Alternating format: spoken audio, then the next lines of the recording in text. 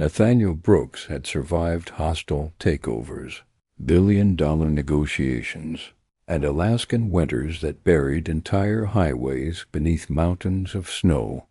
But nothing had prepared him for watching the woman he had secretly loved for 4 years pack the last box on her desk. She never looked back, she never cried. She simply smiled that same gentle smile she always wore whenever her heart was breaking. The resignation letters sat in his trembling hands. "I think it's best if I disappear from your life." 5 simple sentences. One impossible goodbye.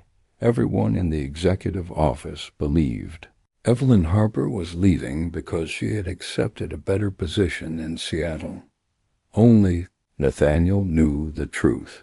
She was leaving because of him, because after 4 years of working, only a few steps away from the man she had quietly fallen in love with, she had finally convinced herself that he would never see her as anything more than another employee. What she never knew, what no one knew, was that every day for 4 years, Nathaniel had fought the strongest temptation of his life. Not because he didn't want to hold her, but because he believed she deserved a man without his scars, a man whose hands weren't stained by old betrayals, a man whose heart wasn't afraid of destroying the woman he loved. As Evelyn walked toward the elevator carrying the last box of her belongings, Nathaniel finally abandoned every rule he had spent years obeying. He ran after her, not as a billionaire, not as a CEO, just as a man terrified of losing the only woman who had ever made him believe redemption might still exist. But when she stepped into the elevator and whispered 6 heartbreaking words, "You waited too long, Nathaniel. Goodbye," the doors began to close. Would 4 years of silent love end with one heartbreaking misunderstanding? Or was destiny about to give 2 lonely hearts one final chance? Snow arrived early that year. The first heavy storm blanketed Anchorage before Halloween had even passed, covering rooftops, pine trees, and downtown streets in fresh white silence. From the 34th floor of North Horizon Holdings, the entire city looked like a painting. Cook Inlet shimmered beneath gray skies. Cargo ships moved slowly through icy waters. The distant Chugach Mountains stood like silent guardians watching over Alaska's largest city. Most people admired the view. Evelyn Harper rarely noticed it anymore. She was too busy making sure everyone else's lives continued running smoothly. At precisely 6:30 every morning, she unlocked the executive floor. She switched on the lights before anyone arrived, reviewed every executive calendar, confirmed flight schedules for engineers traveling to remote villages, adjusted meeting agendas, answered overnight emails from international partners, reorganized logistics whenever unpredictable Alaskan weather canceled another charter flight. By 8 o'clock, the building came alive. Executives hurried through the hallways carrying tablets and coffee. Lawyers discussed contracts. Project managers argued over deadlines. Investors called from New York and London. Everyone believed North Horizon Holdings functioned because of its brilliant CEO. Those who worked closely enough understood a different truth. Without Evelyn Harper, everything quietly fell apart. She remembered every birthday, every anniversary, every child's graduation, every dietary restriction, every executive's preferred coffee. She anticipated problems before they happened and solved crises before anyone else even realized they existed. Yet despite everything she gave, very few people truly knew her. Morning, Evelyn. She looked up from her desk. Margaret Dawson, Nathaniel's longtime executive assistant, balanced 2 steaming coffee cups while smiling warmly. "You've already been here an hour, haven't you?" Evelyn laughed softly. "I lost track. You always do." Margaret placed 1 cup beside her keyboard. "I still think you need to stop arriving before the sunrise. It's peaceful. It's lonely." Evelyn's smile faltered almost imperceptibly. "I'm fine." Margaret had known her long enough to recognize the difference between fine and surviving, but she also knew Evelyn never discussed her personal life unless she chose to. Instead, Margaret changed subjects. "The board meeting starts at 9. I've already prepared everything." "I'm sure you have." Margaret hesitated before adding gently, "Claire called yesterday." Evelyn sighed. "My best friend refuses to accept that I don't need fixing. Maybe she simply misses you. I saw her last weekend." "You canceled dinner twice before that? Work was busy." Margaret raised 1 knowing eyebrow. "No." She smiled kindly. "Work is your excuse." Evelyn lowered her eyes toward the neatly organized folders covering her desk. Perhaps Margaret was right. Work had become the safest place in her life. Projects were predictable. Schedules made sense. People eventually disappointed you. Calendars never did. At exactly 8:58, the private elevator chimed. Conversation throughout the executive floor, immediately soft. Nathaniel Brooks had arrived. Even after nearly a decade leading North Horizon Holdings, his presence carried effortless authority. Not because he demanded attention, because he never needed to. Tall, broad, shouldered, arc. Navy overcoat dusted with melting snow. Silver beginning to appear at his temples. Calm blue eyes that missed almost nothing. Employees respected him because he listened more than he spoke. He remembered names, visited construction sites personally, paid generous bonuses, established scholarships for employees' children, donated millions to rural Alaskan communities without seeking publicity. He wasn't merely admired, he was trusted. Nathaniel acknowledged every employee he passed with a quiet greeting. "Morning, James." "Good morning, Olivia." "How's your daughter recovering, Mark?" Simple questions. Genuine concern. No performance. When he reached Evelyn's desk, he stopped as he always did.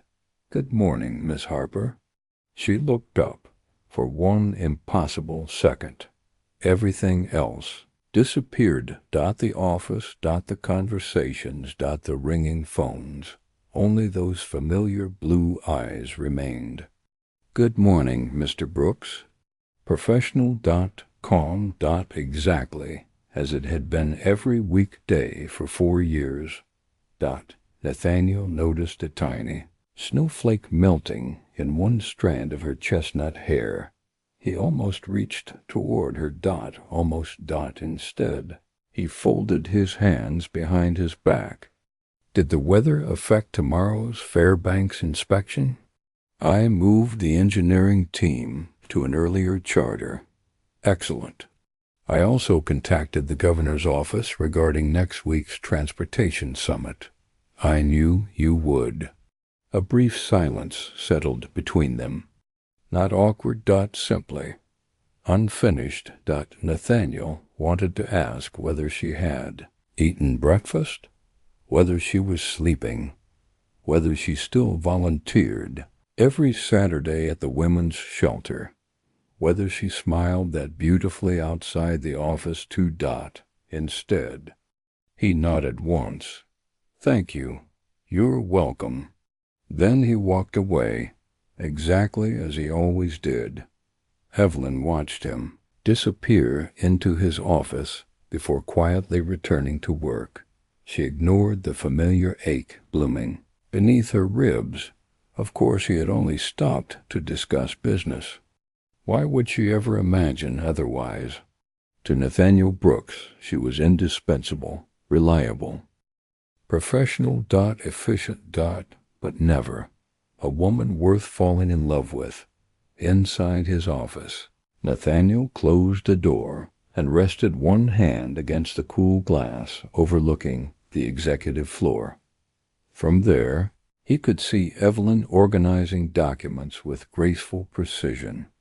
Samuel Brooks' words echoed once again inside his mind. "You've built bridges across Alaska, but you're terrified to build one toward the woman you love." Nathaniel closed his eyes. His grandfather wasn't wrong. Every morning he promised himself today would be different. Today he would ask how she was. Today he would invite her to lunch. Today he would tell her that every promotion, every opportunity, every success she earned filled him with pride. Then he remembered another woman, another engagement ring, another betrayal. Another moment when trusting someone had nearly destroyed everything his family had built.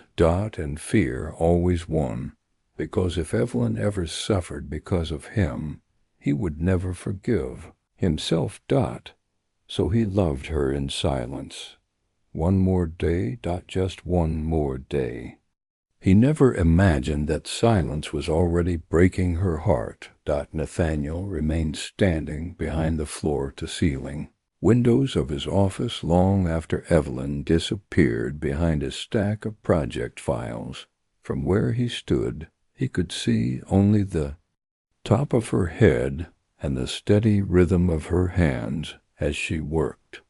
It amazed him that she never seemed hurried. No matter how impossible the workload became, Evelyn carried herself with a quiet grace that calmed everyone around her.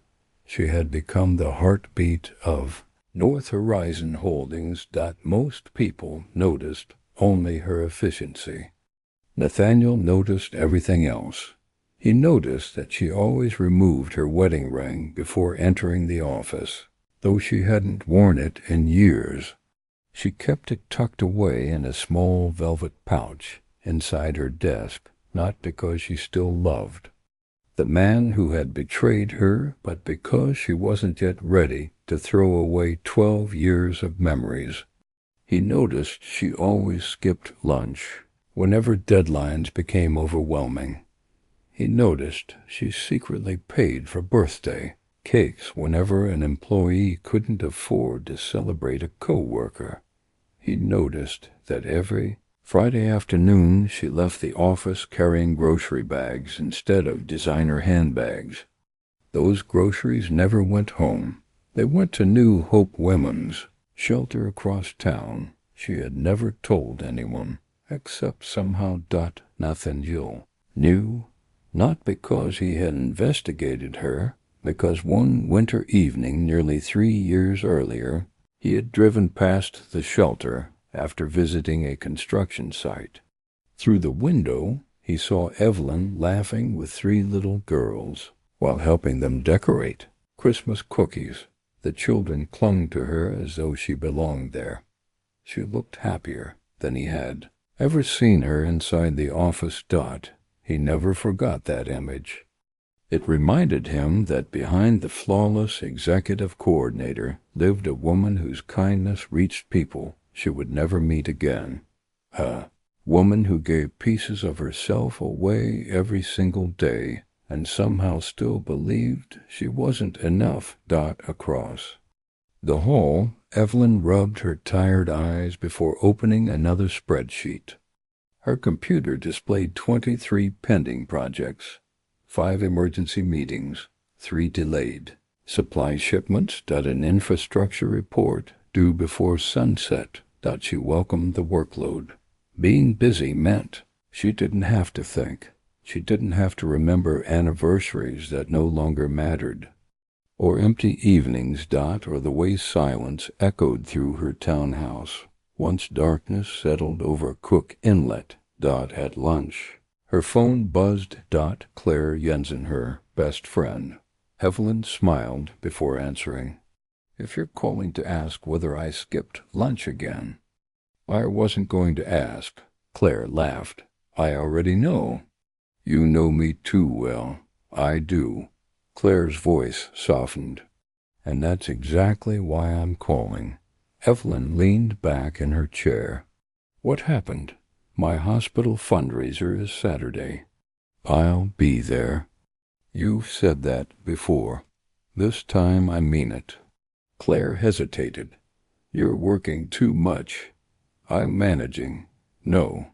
You've been surviving. Evelyn looked toward the snow drifting outside her office window. I don't know how to stop. You start by remembering you're allowed to have a life. I have one, you have routines. Claire's words landed harder than either woman expected. There was a long silence. Finally Claire spoke again. Can I ask you something? You always do. Are you still pretending you don't have feelings for Nathaniel Brooks? Evelyn nearly dropped the phone. Claire, I'm serious. He's my boss. That's not what I asked. Heat crept into Evelyn's cheeks. I admire him. That's still not an answer. Another silence. Finally, I don't allow myself to think about impossible things. Claire sighed. Impossible because he's wealthy? No. Because he's your CEO? No. Then why? Evelyn closed her eyes. Because men like Nathaniel don't fall in love with women like me. Claire immediately answered. What kind of woman are you talking about? A divorced woman. Evelyn. A woman almost 40. Stop. A woman with emotional baggage. Claire's voice became firm. You're describing someone who's survived life. But that's not how people see me. No, Claire replied quietly. That's how you see yourself. Those words stayed with Evelyn long after the call ended. At almost the exact same moment, Nathaniel sat across from his grandfather, inside the executive dining room. Samuel Brooks stirred his tea slowly before studying his grandson. You look exhausted. I've been busy. Samuel chuckled. You've been avoiding the truth. Nathaniel smiled faintly. You've always been impossible. I've also always been right. Nathaniel looked out the window. Snow continued falling. What truth would that be?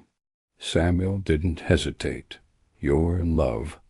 Nathaniel stared into his untouched coffee. I've learned to live with it. That's not living. It's protecting her. Samuel leaned forward. Tell me something. Nathaniel remained silent. If another man walked into this building tomorrow and asked Evelyn Harper to dinner, Nathaniel's jaw tightened. Samuel noticed immediately. There it is. What? The fear. Nathaniel finally admitted the words he had refused to speak aloud. I couldn't watch her build a life with someone else. Then why haven't you told her? Nathaniel's answer came almost instantly. Because once she knows, he paused. She becomes responsible for my heart. Samuel smiled sadly. No, then what? You become responsible for trusting hers. Nathaniel looked away. Trust. That word still carried the weight of betrayal. His former fiancée had once smiled exactly the way Evelyn smiled. Or at least he had believed so. He had mistaken charm for character. With Evelyn, he knew better. She possessed genuine kindness, which only made him more afraid. That evening the executive offices emptied one by one. Employees hurried home before roads became dangerous. The Weather Service had upgraded the approaching storm. Heavy. Snowfall. High winds. Possible power outages. Anchorage prepared for one of the earliest blizzards in years. At 7:30. Nathaniel finally stepped out of his office. The hallway was quiet. Only one desk remained occupied. Evelyn single quotes S. She was reviewing emergency contingency plans beneath the soft glow of her desk lamp. Nathaniel walked over. You should go home. She looked up, surprised. So should you? I own the company. She smiled. And I keep it organized. He laughed. A genuine laugh. Had startled both of them. For a brief moment they simply looked at each other. No titles. No board meetings. No schedules. Just a man and a woman standing in the peaceful silence of an almost empty building. You've been here since before sunrise. So have you. I worry about employee burnout. She tilted her head. Does that include executive coordinators? It includes everyone. Something warm flickered between them. Before either could say another word, Margaret hurried toward them carrying her tablet. Nathaniel. Her expression was unusually serious. The National Weather Service just upgraded the warning. Nathaniel turned immediately. How bad? They're predicting whiteout conditions within 2 hours. Margaret handed him the tablet. Emergency alerts flashed across the screen. Road closures. Airport delays. Avalanche advisories. Nathaniel's expression hardened. Call every department head. What are you thinking? We're activating emergency operations. He looked toward Evelyn. I need every executive back in the building. She was already reaching for her phone. I'll coordinate the response. Their eyes met. Neither realized that the approaching storm would become the turning point neither of them had expected. Outside, snow fell harder. Inside, two guarded hearts unknowingly took the first step toward each other. Neither of them understood that before the blizzard ended, one secret would finally begin to unravel, and nothing about their carefully ordered lives would ever be the same. Within 30 minutes, North Horizon Holdings no longer resembled a corporate headquarters. It had become an emergency command center. Televisions mounted throughout the executive floor streamed weather updates as bright red warnings crawled across every screen. Blizzard emergency. Sustained. Winds exceeding 70 miles per hour. Travel. Not advised. Phones rang without pause. Project managers coordinated with engineers stationed hundreds of miles away.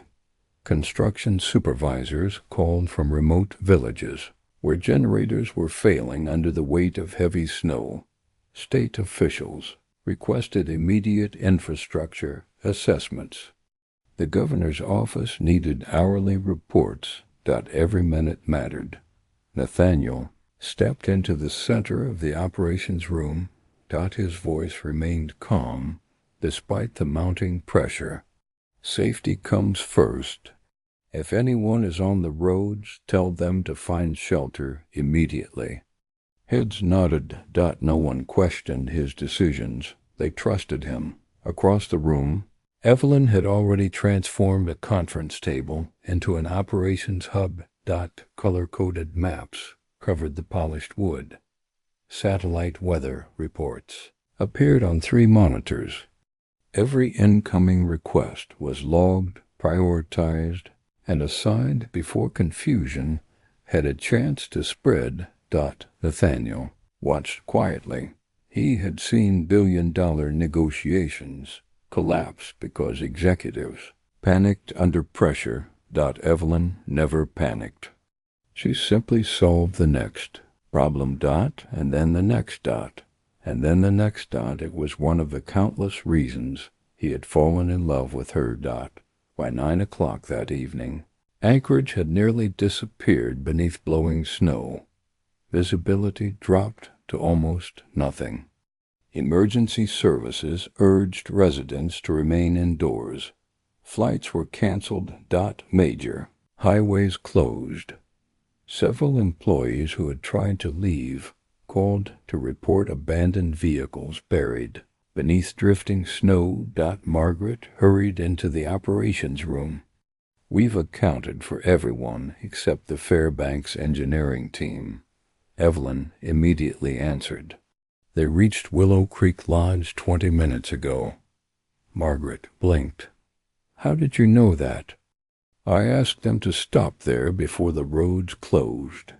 Nathaniel looked toward her. "You made that decision before the state advisory. I'd rather be criticized for overreacting than apologize for reacting too late." A faint smile appeared on his face. "You made the right call." Those 6 simple words caught Evelyn completely off guard. She had received praise from Nathaniel before, but something about the way he said them softly, personally, without audience, made her heart beat just a little faster. She lowered her eyes before he noticed. "Thank you." Just after 10, the city's emergency management office issued another announcement. No one was permitted to travel. North Horizon's headquarters would remain locked down until morning. Employees were instructed to stay overnight. Blankets arrived from the company's emergency storage. The cafeteria staff prepared hot soup and coffee. Conference rooms became temporary sleeping quarters. Someone joked that the billion-dollar headquarters had suddenly turned into the world's most expensive hotel. For the first time all evening, people laughed. It eased the tension. Nathaniel quietly observed the room. Leadership wasn't only about making decisions. Sometimes it was about giving people permission to breathe. He noticed Evelyn helping one of the younger receptionists settle into a conference room. The woman looked frightened. "It'll be okay," Evelyn assured her gently. "My husband is stranded on the highway," he called. The receptionist looked surprised. "You talked to him?" "I found his number in your emergency contact file." "Is he safe?" "He reached a state maintenance station." Tears immediately filled the young woman's eyes. "Oh, thank God." Evelyn wrapped one comforting arm around her shoulders. "He's warm. He's safe. And tomorrow you'll both have a story to tell." Nathaniel looked away before anyone noticed the emotion in his own eyes. She never realized what her kindness did to people. Near midnight, the operations room finally became quiet. Most emergencies had stabilized. The remaining staff rested where they could. Snow continued falling outside, turning the city into a world of white silence. Nathaniel walked toward the cafeteria. He poured himself coffee. When he turned, Evelyn stood a few feet away. She looked exhausted. Loose strands of chestnut hair framed her face. Her usually perfect posture had softened after nearly 18 straight hours of work. "You should eat something," he said. "So should you. I own the company," she smiled. "And apparently that's your excuse for everything." He laughed again. "You've noticed. I notice more than people think." For a heartbeat, neither moved. The cafeteria lights reflected softly against the snowy darkness outside. There were no executives. No employees. No board members. Only 2 lonely people, sharing coffee after midnight. Nathaniel pulled out a chair. "Would you sit for 5 minutes?" She hesitated. Professional boundaries echoed inside her mind. "He's your CEO." "Don't make this personal," but something inside her whispered, "just this once." She sat. For several moments neither spoke. The silence wasn't uncomfortable, but it felt strangely peaceful. Nathaniel finally broke it. When was the last time you took a vacation? She smiled weakly. I honestly can't remember. You should. So should you. He nodded. Fair. Another pause. Then she asked something she had never dared ask before. Can I ask you a personal question? His heart skipped. You can. She wrapped both hands around her coffee cup. Does success make loneliness easier? Nathaniel wasn't expecting that. He looked down into the steaming mug. No, she waited. It just gives you a larger house to feel lonely inside. Evelyn looked at him differently, not as the billionaire CEO, not as the powerful executive every magazine admired, but as a man carrying invisible weight. I used to think money solved everything, she admitted softly, after my divorce. She stopped herself. Nathaniel looked up. You don't have to tell me. I know, she smiled sadly. But sometimes I think pretending everything is fine is more exhausting than admitting it isn't. For the first time in 4 years, their conversation wasn't about work. It wasn't about schedules. Or budgets. Or deadlines. It was about two people quietly acknowledging that loneliness had become far too familiar. Nathaniel wanted to tell her everything, that he'd loved her from the moment she calmly saved that impossible board meeting, that every promotion she'd earned had made him proud, that every time she smiled at someone else his day somehow became brighter, that he had imagined holding her hand more times than he dared admit. Instead, fear tightened around his heart. He said only one sentence. I'm glad you're here tonight. Evelyn looked at him for several seconds. So am I? Neither realized those 4 words would stay with them forever. Their quiet moment ended when Nathaniel's phone rang. Margaret's voice was urgent. Nathaniel, we have a serious problem. He stood immediately. What happened? The Seward Coastal Bridge has suffered structural damage. Any injuries? Not yet. But if it fails completely, Nathaniel's expression hardened. We're coming. He looked toward Evelyn. She was already gathering her tablet. I've prepared the emergency files. Of course she had. Together, they walked back toward the operations center. Neither noticed that Samuel Brooks had quietly witnessed their conversation from across the hallway. The elderly founder smiled to himself, not because they had confessed their feelings. They hadn't. Not yet. But for the first time in 4 years, they had finally spoken to each other as two human beings instead of a CEO and his employee. It was a beginning. Sometimes love didn't arrive with dramatic declarations. Sometimes it arrived over 2 cups of coffee on a snowy Alaskan night. When 2 lonely hearts finally stopped pretending they were fine. Before we continue this unforgettable romance, take a moment to subscribe and turn on notifications. These stories are carefully crafted to bring you emotional journeys filled with love, healing, second chances, and unforgettable happy endings. If you enjoy mature romance stories that stay with you long after they end, subscribe now, because Nathaniel and Evelyn's journey is only beginning, and their greatest heartbreak is still ahead. Do you believe true love can appear when you least expect it? Tell me your thoughts in the comments below.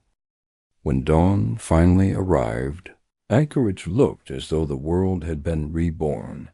Fresh snow covered every rooftop, every spruce tree, every parked vehicle buried beneath soft white drifts. The morning sun reflected off the frozen surface of Cook Inlet, turning the city into a landscape of silver and gold dot inside North Horizon Holdings. However, no one had slept very much emergency. Crews were still working around the clock. Power had been restored to most communities. Road. Crews continued clearing highways. The damaged Seward coastal bridge remained under constant monitoring. Nathaniel stood beside the operations window, reviewing overnight reports. He hadn't slept at all. Not because of the crisis, because he kept replaying the conversation he'd shared with Evelyn. Does success make loneliness easier? No one had ever asked him that. Not investors. Not reporters. Not even his closest friends. Everyone assumed wealth protected people from pain. Evelyn had looked straight through the illusion.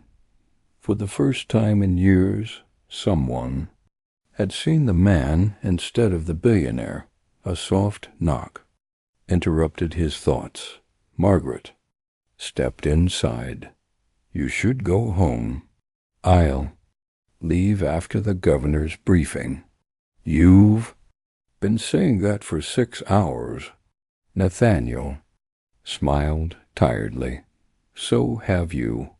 Margaret crossed her arms. I've worked with you for 15 years. I know. I've also never seen you smile this much after staying awake all night. Nathaniel looked down at the report in his hands. I wasn't smiling.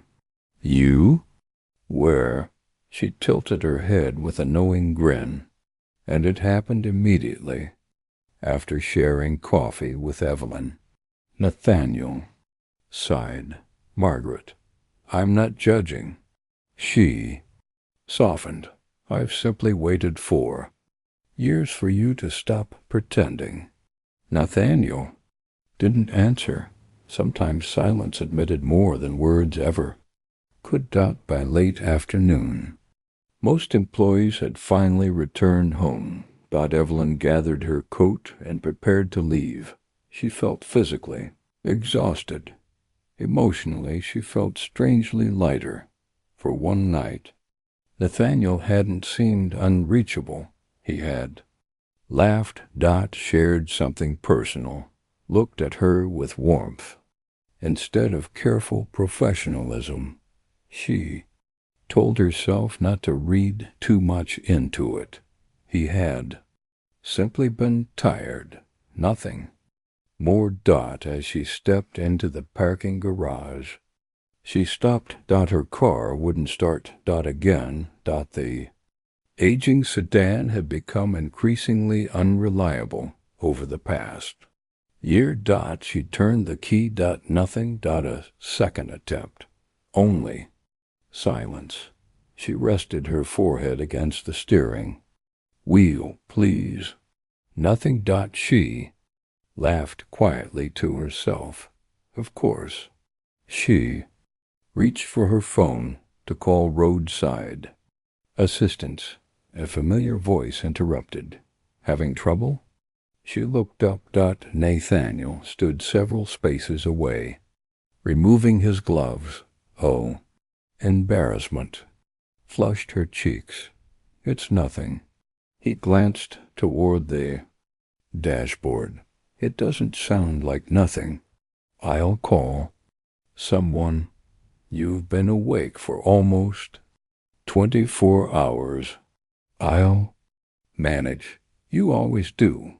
His gentle tone carried neither pity nor authority, only concern. He walked closer. May I? She hesitated before handing him the keys. Several minutes later he closed the hood. The battery is failing. I figured. I'll have someone replace it. Oh, no. She immediately shook her head. I couldn't possibly let the company pay for my car. Nathaniel smiled. The company isn't. Confusion crossed her face. I am. She stepped back. I can't accept that. Why? Because she searched for the right words. It wouldn't be appropriate. I wasn't offering. Because you're my employee. He met her eyes. I was offering because no one should be. Stranded after everything you've done this week. Her heart stumbled. It wasn't the offer that affected her. It was the sincerity. Still, she forced herself to smile. Thank you, but I'd rather handle it myself. For a brief moment, disappointment crossed Nathaniel's face. Not because she refused, because she felt she had to. I understand. Instead of arguing, he removed a business card from his wallet. If you change your mind, she accepted it carefully. Their fingers brushed, neither moved. The contact lasted less than a second, yet somehow it felt like the loudest moment either of them had experienced in years. 3 days later, Anchorage's annual Northern Lights Community Gala filled the historic Captain Cook Hotel with local business leaders, non-profit organizations, educators, and volunteers raising funds for rural Alaskan schools. Unlike most corporate events, Nathaniel never missed this one. His late mother had helped establish the scholarship program decades earlier. Evelyn almost declined the invitation. She disliked formal events. They reminded her too much of the marriage she'd lost. Claire refused to let her stay. Home? You've spent years hiding. I'm not hiding. You own 3 evening dresses. I only wear one. Exactly.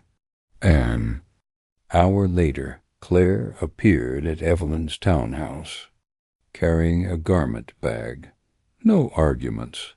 Inside was a midnight blue gown. Supple. Elegant. Nothing extravagant. It reminded Evelyn of the Alaskan sky just before darkness settled across the mountains. You look beautiful.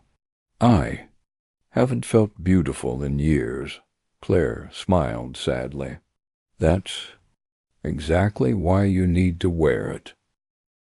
Nathaniel arrived at the ballroom 15 minutes early. He greeted donors. Thanked volunteers. Posed for photographs. Yet his eyes repeatedly wandered toward the entrance. He told himself he wasn't expecting anyone. He was lying. Then the ballroom doors opened. Evelyn stepped inside. Conversation seemed to soften around her. She wore no expensive jewelry. No dramatic makeup. Only quiet elegance. Her blue dress reflected the winter evening like moonlight over fresh snow. Nathaniel forgot the sentence he had been speaking. Margaret noticed immediately. She leaned close and whispered, "You've completely stopped listening." "I know. Go say hello." "I can't. You own the building." "I still can't." Margaret laughed under her breath. Billionaire. Terrified. Nathaniel didn't deny it. Across the ballroom, Evelyn spotted him speaking with local officials. She smiled politely before turning toward another table. She assumed he hadn't even noticed her arrival. She never saw the way his eyes followed her across the room, or how Samuel Brooks quietly smiled from the opposite corner. The old man murmured to himself, "One day, son, you'll realize love requires more courage than business ever will." An hour into the gala, the orchestra began playing soft jazz. Couples slowly gathered on the dance floor. Claire nudged Evelyn. Dance. With whom? Claire looked across the ballroom. I can think of one man. Evelyn nearly laughed. He'll never ask. At that exact moment, Nathaniel stood frozen near the stage. His grandfather appeared beside him. What are you waiting for? I don't dance. Samuel smiled knowingly. You used to. Not anymore. You stopped after Emily betrayed you. Nathaniel remained silent. Samuel placed one hand on his shoulder. My boy, the woman across that ballroom isn't the one who broke your heart. Nathaniel looked toward Evelyn. She was laughing softly at something Claire had said. For the first time in years, he wanted to cross the room, not as her employer, as a man. He took one step forward, then another, unaware that every step was carrying him closer to changing both of their lives forever. Nathaniel could negotiate billion-dollar contracts without the slightest tremor in his voice. Yet crossing a ballroom toward Evelyn Harper felt infinitely more terrifying. Each step seemed heavier than the last, not because he feared rejection, because if she looked at him with indifference, the hope he had protected for 4 years might disappear forever. Evelyn turned just as he reached her. For a moment, neither of them spoke. The orchestra played a slow, timeless melody, around them. Couples drifted across the polished dance floor beneath crystal chandeliers. Nathaniel smiled small, genuine, almost shy. Good evening, Evelyn. She returned the smile. You clean up rather well, Mr. Brooks. He laughed softly.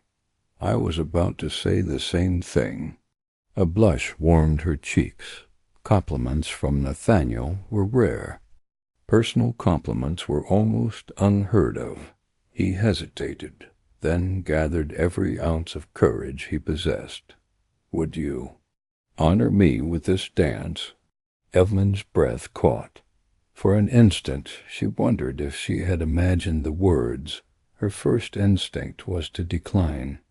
Professional boundaries, office gossip, public perception. Every reason she had built over 4 years rushed into her mind. Then she noticed something unexpected. Nathaniel looked nervous, not polite, not confident, not like the CEO who commanded boardrooms. He looked like a man quietly hoping she wouldn't say no. That realization changed everything. I'd like that. His shoulders relaxed with almost invisible relief. As they stepped onto the dance floor, conversations around the ballroom seemed to fade into the background. His hand rested gently against the middle of her back. Respectful. Careful. Almost hesitant. Her hand settled into his. Warm. Steady. He held her as though she were something precious. Not fragile. Precious. The distance between them remained proper. Yet Evelyn couldn't ignore the strange comfort of standing so close. She could hear the quiet rhythm of his breathing. She caught the faint scent of cedar and winter air lingering on his jacket. Neither of them noticed the curious glances from other guests. To everyone else, it looked like a CEO dancing with a trusted executive. To them, it felt like something neither had dared imagine. You dance beautifully, Nathaniel said. I haven't danced since my divorce, his expression soft. I'm honored your first dance afterward is with me. She looked up into his eyes. So am I. Neither spoke again for several moments. Sometimes silence carried emotions words could never express. From across the ballroom, another pair of eyes followed them. Victoria, Lang. Elegant. Successful. Chairwoman of a major Seattle investment firm. She had spent the last year pursuing Nathaniel with quiet persistence.businesslunches.charity, events.exclusive invitations. Everyone assumed it was only a matter of time. Before Alaska's most eligible billionaire proposed, Victoria had assumed the same. Until now, she watched Nathaniel looking at Evelyn with unmistakable tenderness. Not desire, something deeper, something far more dangerous. Love. Margaret quietly appeared beside Samuel Brooks. Samuel never looked away from the dance floor. You see it too? Margaret nodded. He watches Evelyn like she's the only person in the room. Samuel smiled. He has for 4 years. Margaret sighed. I only hope they don't wait another 4. The gala ended shortly before midnight. Guests stepped outside beneath a sky alive with gently falling snow. The city seemed wrapped in peaceful silence. Claire had already left with fellow hospital volunteers. Nathaniel found Evelyn standing near the hotel entrance watching snowflakes drift beneath the streetlights. Beautiful, isn't it? She smiled. Anchorage always looks different after fresh snow. He stood beside her. When I was a boy, my mother used to wake me whenever the first snowfall arrived. So you could see it? So I would remember that difficult seasons can still be beautiful. Evelyn looked toward the quiet streets. My mother used to say almost the same thing. Nathaniel turned. Really? Winter teaches us to appreciate warmth. Their eyes met. Both smiled. The coincidence felt strangely intimate. A cold breeze swept through downtown. Without thinking, Nathaniel removed his wool scarf. You'll freeze. I'll be fine. He gently wrapped the scarf around her shoulders before she could protest. His fingers barely brushed the side of her neck. Neither moved. The moment lasted only seconds. Yet something inside both of them shifted. Evelyn instinctively reached for the scarf. It smells like cedar. Nathaniel smiled. My grandfather says every Brooks man smells like the forests he grew up in. She laughed softly. I think I like your grandfather. So do I. For the first time, conversation flowed effortlessly. No schedules. No meetings. No titles. Just two people discovering how easy it felt to simply exist beside each other. My driver won't be here for another 15 minutes, Nathaniel said. So I suppose we're both waiting. Evelyn glanced toward the snow-covered sidewalks. We could walk. He looked surprised. You don't mind the cold? I grew up in Alaska, so did I. Then we're already at an advantage. They laughed together. The short walk carried them toward Town Square Park, where Christmas lights had already begun decorating the trees. Snow crunched beneath their boots. The city felt almost magical. Nathaniel noticed how Evelyn paused beside an ice sculpture of a mother holding a child's hand. It's beautiful, she nodded. My mother loved winter festivals. You've mentioned her before. I miss her every day. Her voice grew quieter. She died 6 months before my divorce. Nathaniel stopped walking. I'm sorry. I think losing her prepared me for losing everything else. Those words settled heavily between them. He understood grief. Not the same kind, but enough to recognize its weight. My father is still alive, he said quietly. But we've never truly known each other. Evelyn looked at him with gentle curiosity. I always imagined successful families were. She searched for the word. Double quotes. Closer. Nathaniel smiled sadly. So did I. For several moments, neither spoke. The silence wasn't empty. It was understanding. Two people carrying different wounds, realizing they had been lonely in remarkably similar ways, as they returned toward the hotel entrance. Evelyn caught herself smiling. Really smiling. Not the polite smile she wore at work. A genuine one. She couldn't remember the last time that had happened. Nathaniel noticed. "You have a beautiful laugh." She looked down. "You've never said things like this before." "I know. Why now?" The question caught him completely off guard. He searched for an answer. There were 1,000 truthful responses. "Because I've loved you for 4 years. Because every day I stay silent hurts more than the last. Because I'm terrified of losing you, instead." He chose the safest one. "Perhaps I've spent too much time pretending professionalism means pretending not to care." Evelyn's heart skipped. Did he mean "no don't single quotes T assume don't hope had broken her once before? She couldn't survive it again. At that moment, headlights swept across the snowy street. Nathaniel's driver had arrived. "So has your ride," Evelyn said softly. He nodded. Neither wanted the evening to end. Nathaniel opened the car door, then hesitated. "I had a wonderful evening." "So did I. I hope." He paused. We can talk like this again." Her smile was warm enough to chase away the Arctic cold. "I'd like that." He climbed into the car. As it pulled away, he looked back through the window. Evelyn still stood beneath the falling snow, wearing his scarf. She watched until the taillights disappeared into the quiet Anchorage night. Neither realized someone else had witnessed the entire evening. Victoria Lang stood inside the hotel lobby, her expression unreadable. She had spent years winning business deals. She had no intention of quietly losing the only man she had ever truly wanted.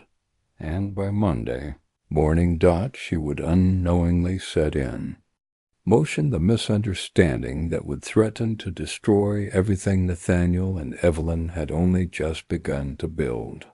Monday arrived beneath a pale Alaskan sunrise. The snowstorm had passed, but Anchorage still wore a blanket of brilliant white. Snowplows had carved narrow paths through downtown streets, and employees hurried into North Horizon Holdings, wrapped in heavy coats, shaking snow from their boots before stepping into the warm marble lobby. For the first time in years, Evelyn entered the building carrying something she hadn't felt in a very long time. Hope. She hated herself for it. She had spent 4 years carefully convincing herself that Nathaniel Brooks respected her professionally, and nothing more. Then came the coffee. After the blizzard, the dance, the walk beneath the falling snow. His scarf still rested carefully folded inside her tote bag. She had almost returned it twice. Somehow, she couldn't bring herself to let it go just yet. She stepped off the executive elevator and smiled politely at the receptionist. "Good morning." "Morning, Evelyn." The receptionist grinned. "You look happy." Evelyn blinked. "I do?" "A little." She laughed softly. It must be the extra coffee. But deep inside, she knew better. Nathaniel had barely slept, not because of work, because every memory from Saturday evening replayed through his mind. The way Evelyn had smiled while they danced, the quiet honesty in her voice, the warmth in her eyes, the way she looked wearing his scarf beneath the snowfall. He walked into his office carrying a decision he had postponed for 4 years. No more hiding, no more convincing himself that silence was kindness.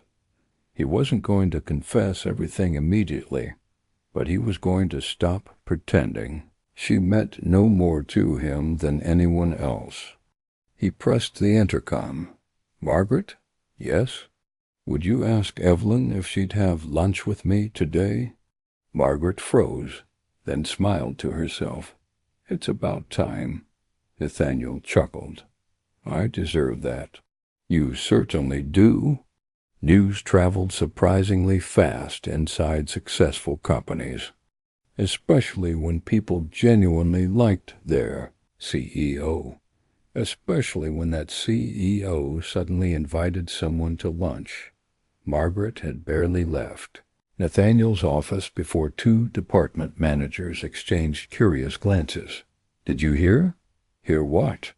"The CEO asked Evelyn Harper to lunch." "No. Margaret just scheduled it." Within an hour, half the executive floor knew. Most people smiled. Everyone respected Evelyn. If Nathaniel had finally noticed her, many quietly thought they would make a wonderful couple. Unfortunately, not everyone shared that opinion. Victoria Lang happened to arrive for an afternoon investment meeting. While passing through the executive floor, she overheard two employees speaking in hushed voices. "I always thought Mr. Brooks liked Evelyn." "I've thought so for years." Victoria's smile remained perfectly composed. Only her eyes changed. She thanked the employees politely before continuing toward the boardroom. Inside. A dangerous idea quietly formed. At exactly noon, Evelyn knocked gently on Nathaniel's office door. "You wanted to see me?" He looked up immediately. For a second, he forgot every carefully rehearsed sentence. She looked beautiful. Not because of expensive clothes, because she seemed genuinely at peace. "Please," he stood. "Come in." She noticed something unusual. No project files. No contracts. No financial reports.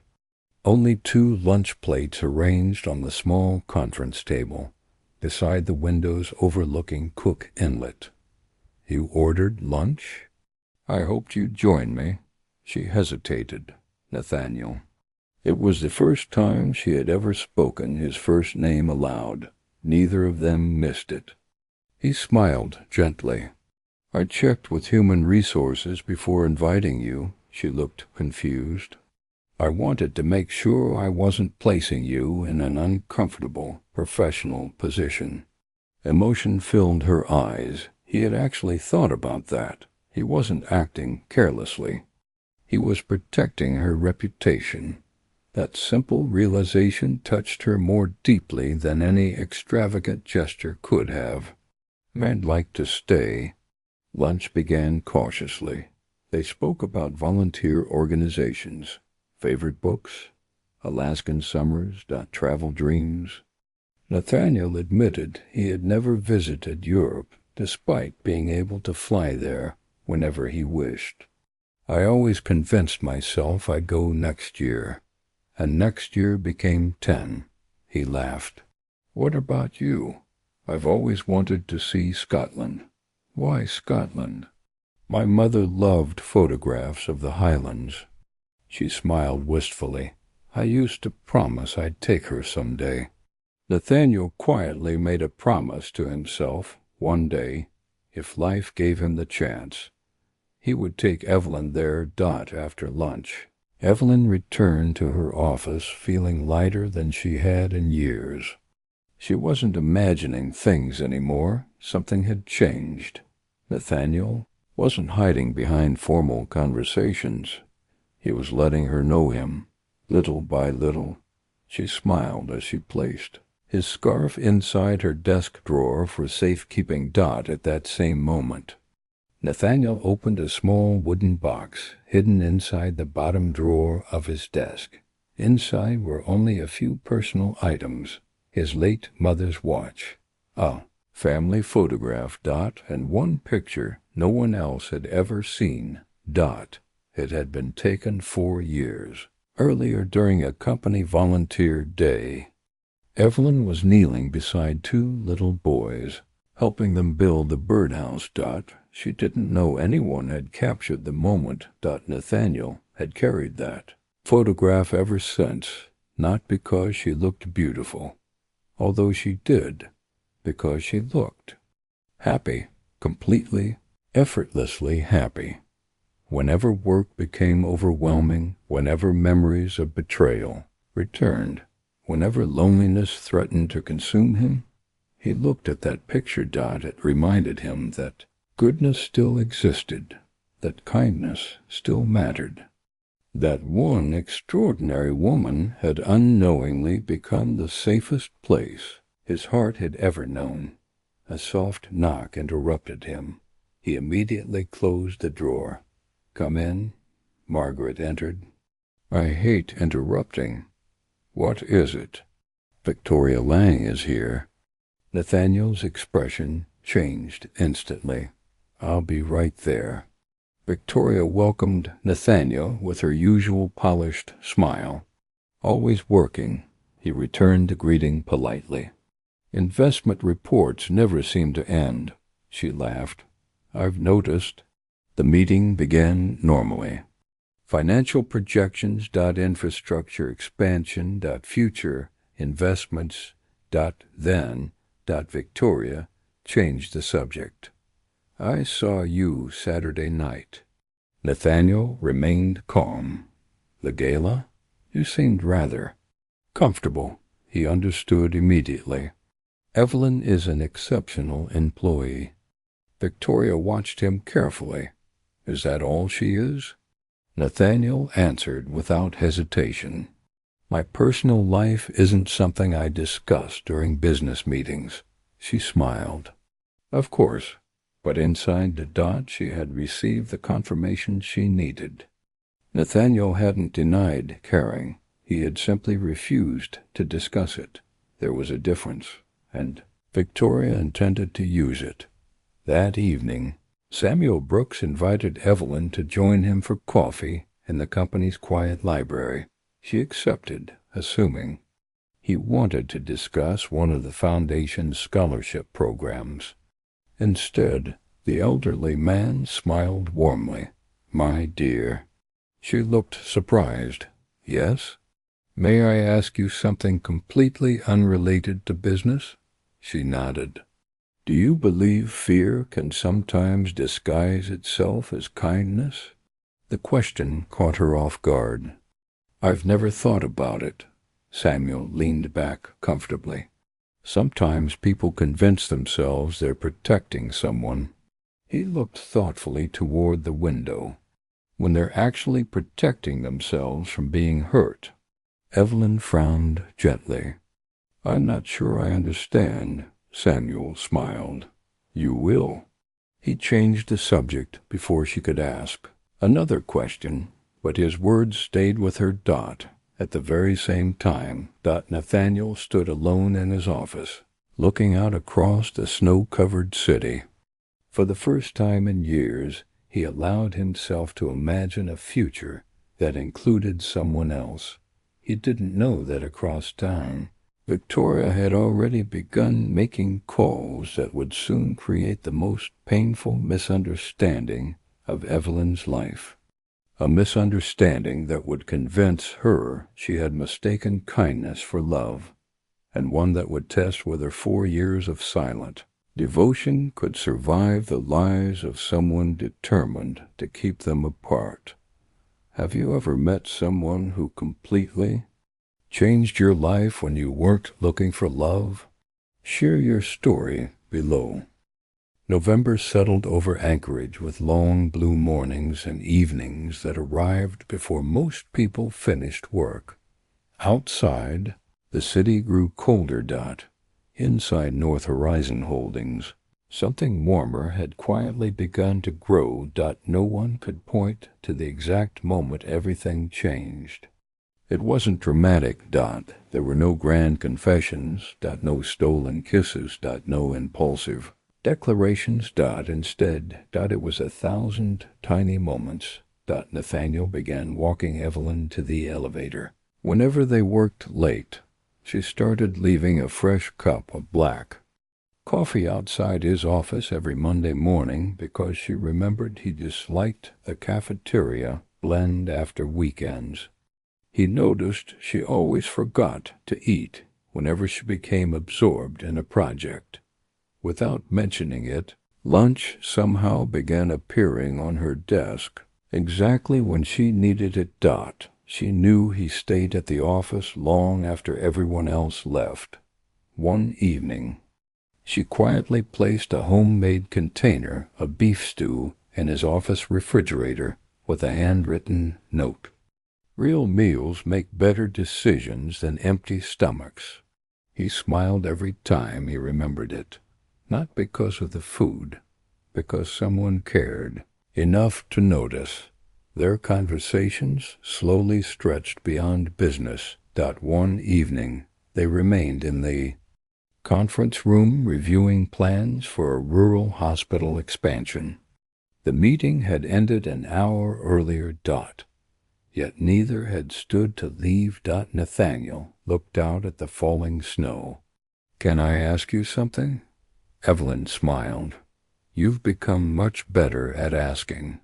"I suppose I have. What is it? When were you happiest?" The question surprised her. She thought for a long time. "Before life became something I had to survive."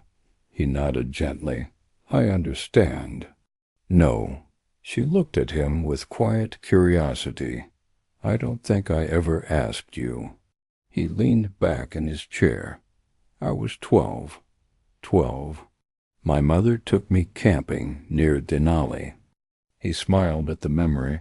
"We spent 3 nights without phones." "No assistance?" He laughed. "No assistance? No board meetings?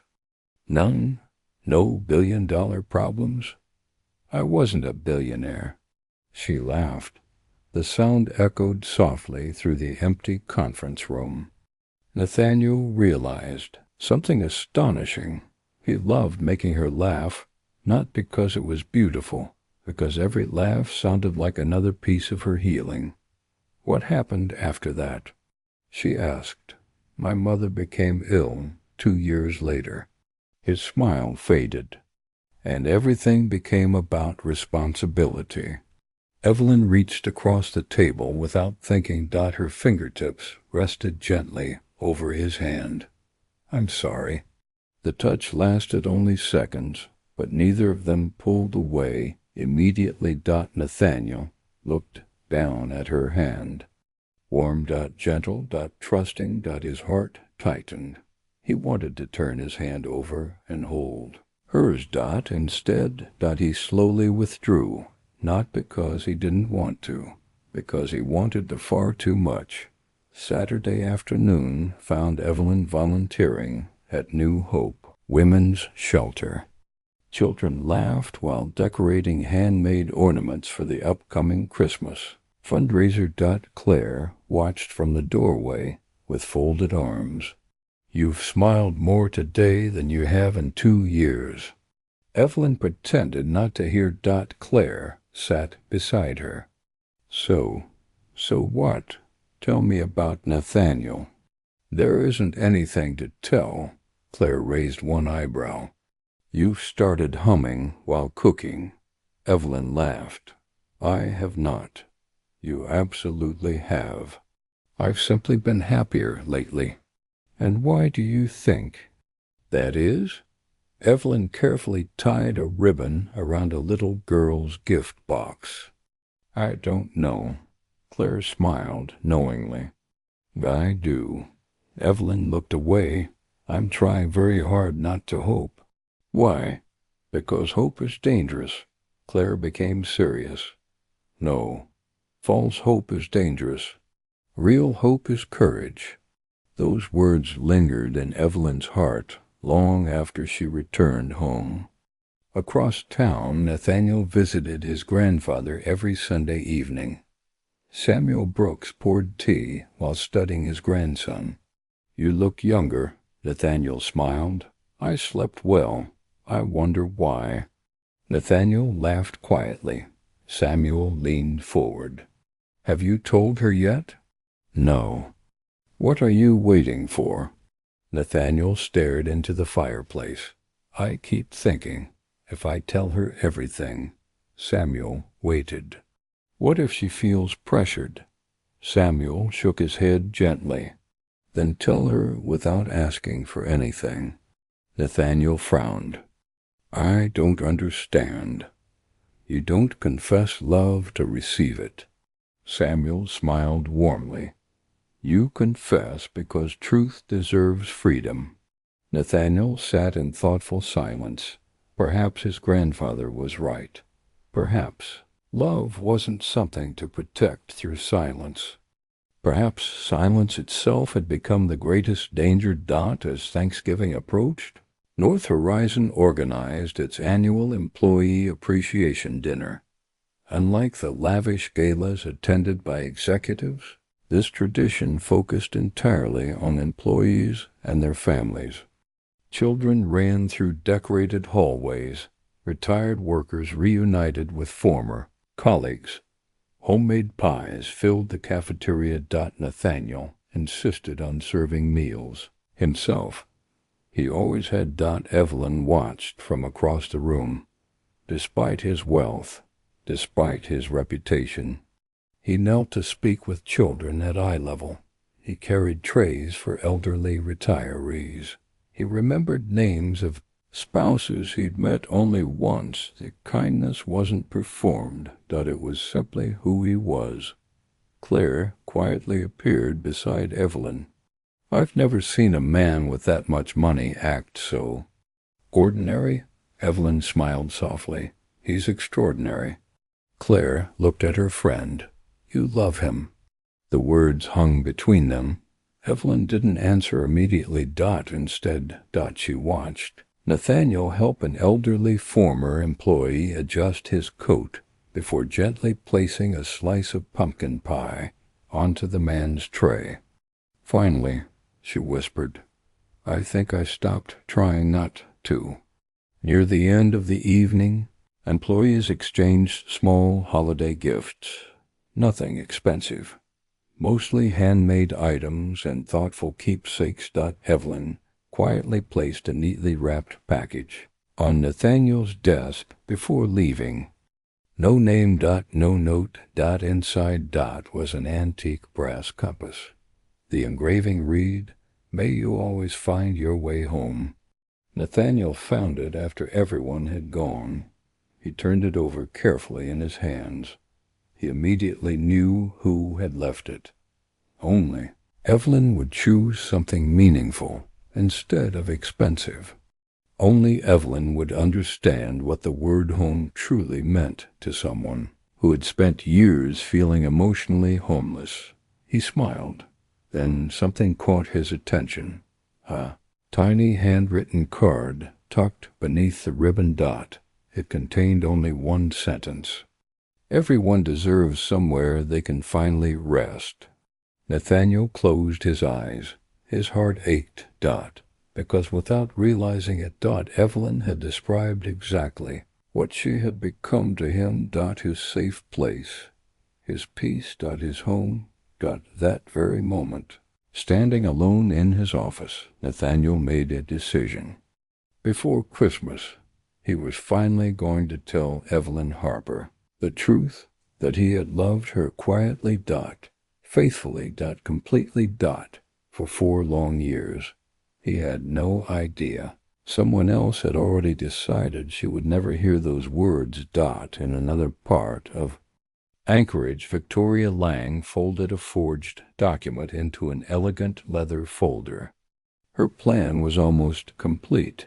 Soon Evelyn would believe Nathaniel had been preparing to announce his engagement to someone else. And once she believed that lie, walking away would seem like the only honorable choice. The greatest love story of Nathaniel and Evelyn's lives was finally beginning. So was the misunderstanding that threatened to end it before either of them spoke the words waiting in both of their hearts. The Monday after Thanksgiving began like every other Monday. The executive floor buzzed with quiet efficiency. Phones rang. Printers hummed. Coffee brewed. Snow drifted lazily beyond the towering windows of North Horizon Holdings.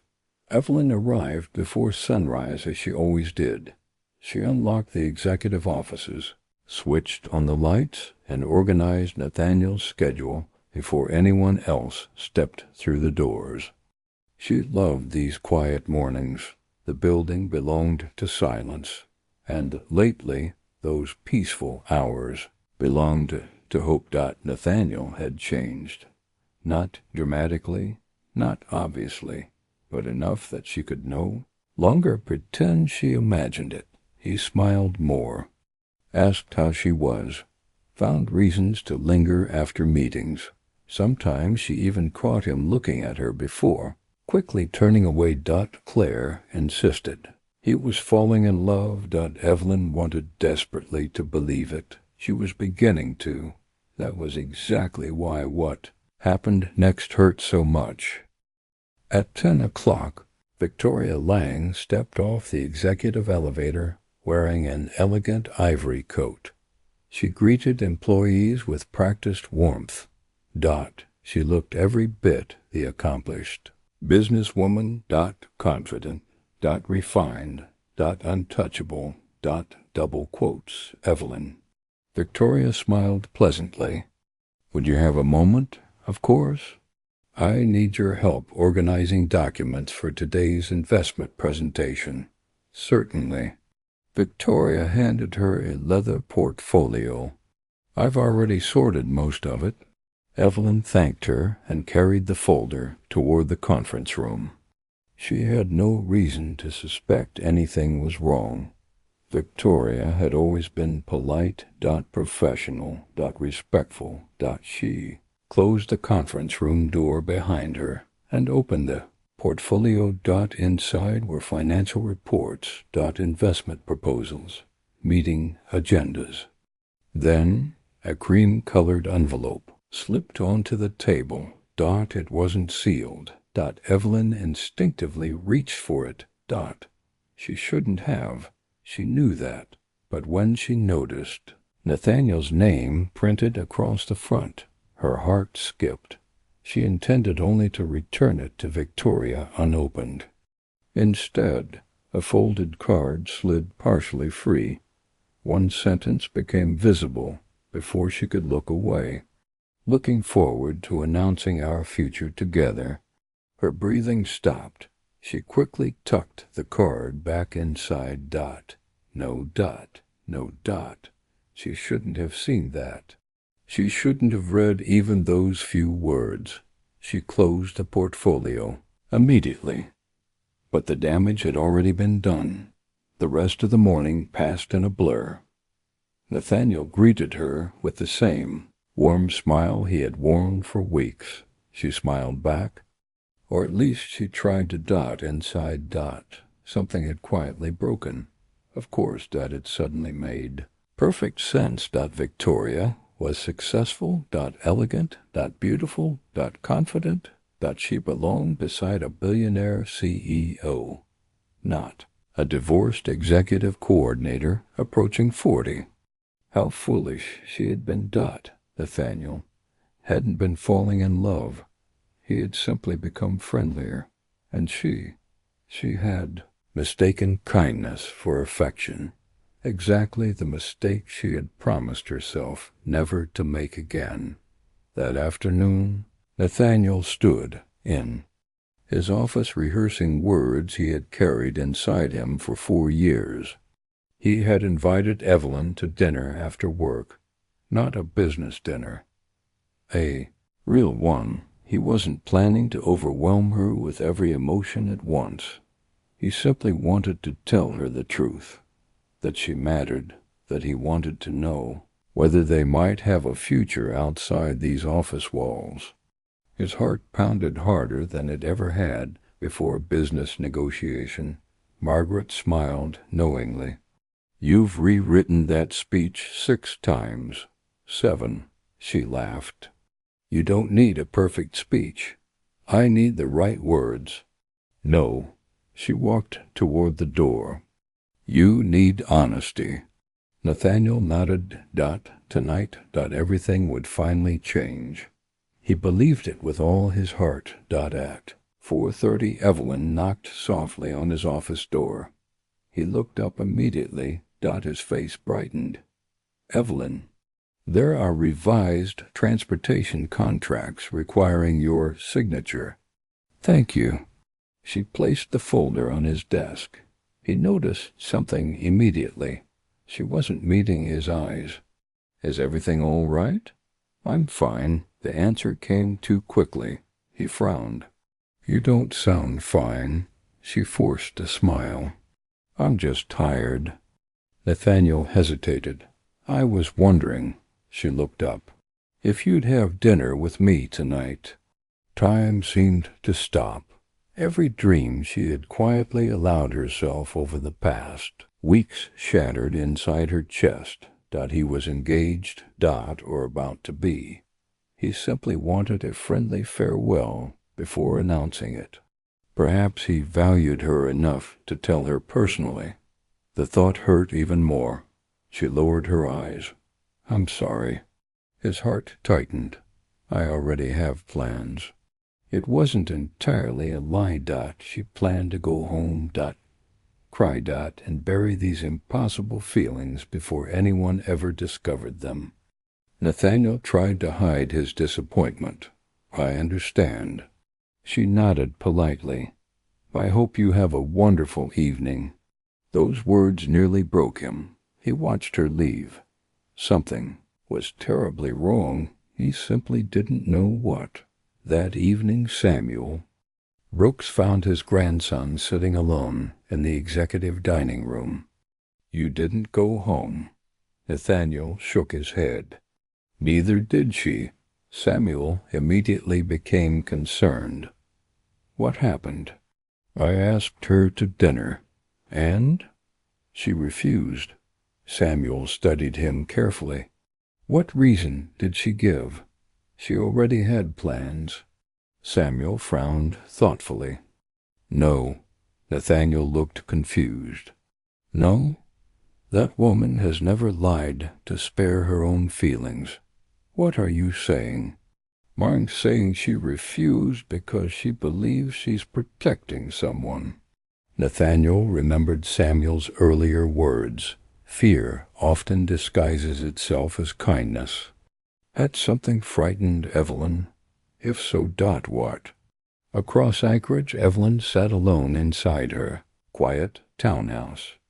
Nathaniel's scarf rested across her lap. She held it tightly as tears finally escaped. I was so stupid.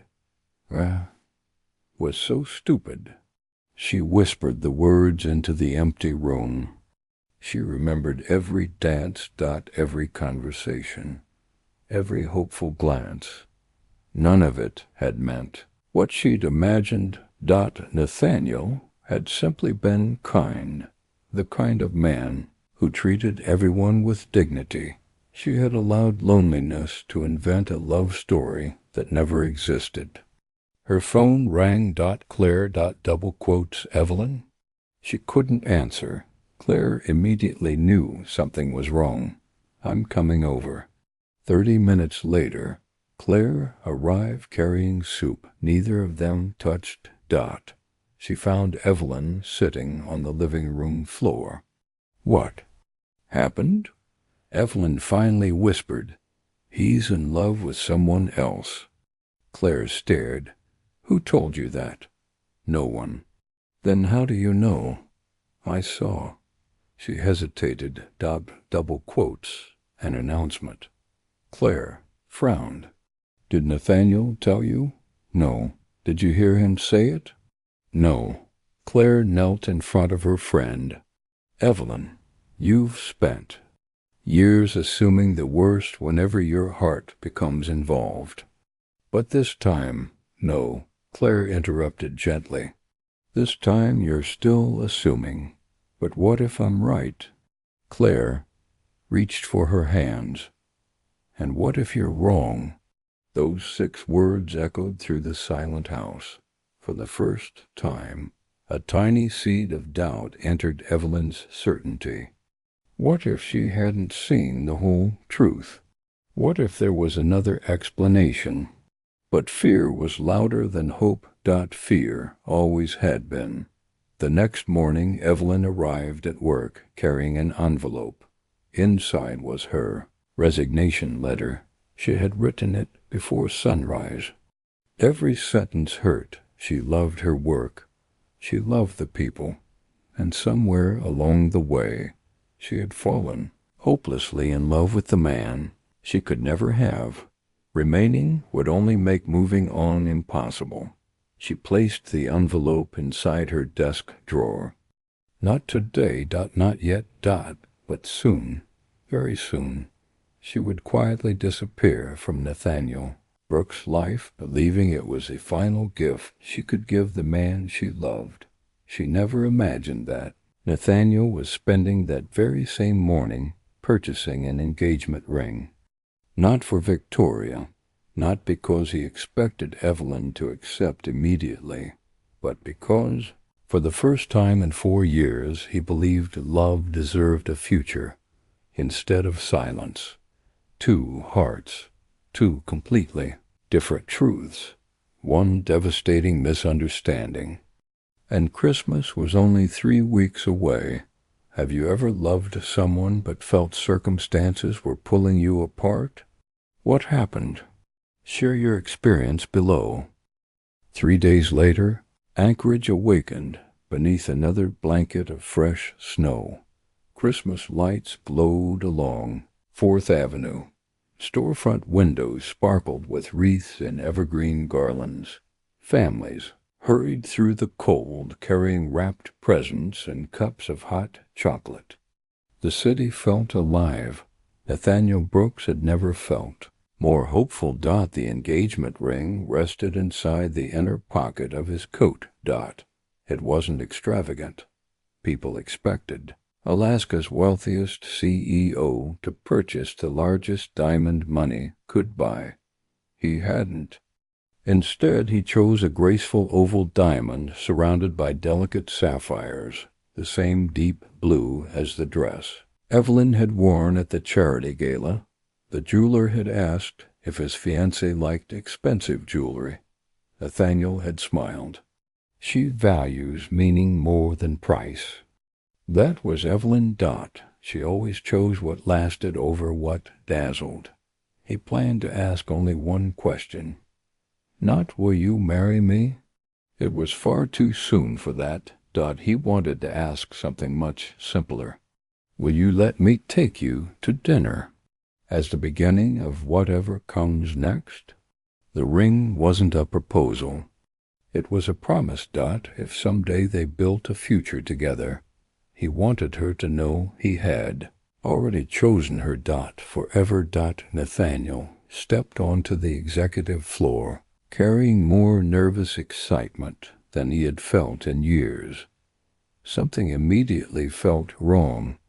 Evelyn's desk was unusually neat. Too neat. The small ceramic mug holding fresh evergreen branches was gone.